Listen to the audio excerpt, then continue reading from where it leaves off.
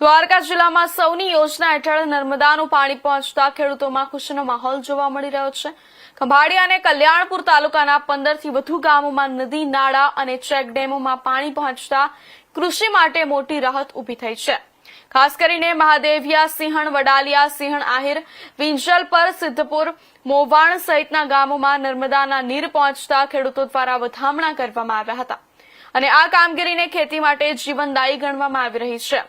સૌની યોજના link 1 package 5 અંતર્ગત આ કામગીરી હાથ ધરવામાં આવી છે। ધારાસભ્ય મુલુભાઈ બેડા તેમજ સ્થાનિક આગેવાનો દ્વારા સિંચાઈ વિભાગ સમક્ષ કરવામાં આવેલી રજૂઆત બાદ ઊંડ જળ સિંચાઈ વિભાગ દ્વારા પાણી છોડવાની પ્રક્રિયા તેજ ગતિએ પૂર્ણ કરવામાં આવી હતી। ઊંડ જળ સિંચાઈ વિભાગ જામનગરના કાર્યપાલક ઇજનેર દ્વારા જણાવ્યા મુજબ આજે 3 ડેમથી ઊંડ 1 ડેમ સુધી, ત્યારબાદ ઊંડ 1 ડેમથી પીપરટોડા પંપ હાઉસ સુધી અને પીપરટોડા પમ્પિંગ સ્ટેશનથી વિંજલપુર સુધી વિવિધ પમ્પિંગ સ્ટેશનો મારફતે નર્મદાનું પાણી પહોંચાડવામાં આવ્યું છે। સમગ્ર કામગીરી દરમિયાન અંદાજિત 230 MCFT જેટલો પાણીનો જથ્થો દ્વારકા જિલ્લામાં ઠાલવવામાં આવ્યો છે, જેના પરિણામે અંદાજે 60 જેટલા ચેકડેમો અને તળાવો ભરવાની કામગીરી પૂર્ણ થઈ ગઈ છે। હાલ પણ બાકી રહેલા ચેકડેમો અને તળાવો ભરવાની કામગીરી પ્રગતિ હેઠળ છે।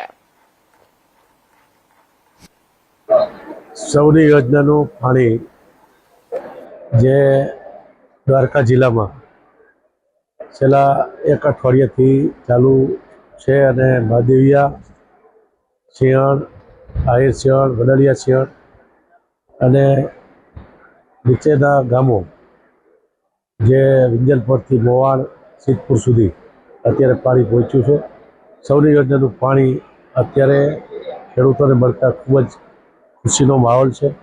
ગામડામાં આ ચેકડેમો, તળાવો અને નદીમાં પાણી સૌની યોજનાનું આવવાથી ખેડૂતોએ સૌની યોજનાના પાણી નર્મદા મૈયાનો વધામણા પણ કર્યા છે અને જે 3 કિલોમીટરમાં આવતા ચેકડેમો, તળાવો છે એને પણ આવનારા દિવસોમાં ચેકડેમ, તળાવો ભરવા માટેનું અત્યારે સર્વેની કામગીરી પૂરી થઈ ગઈ છે।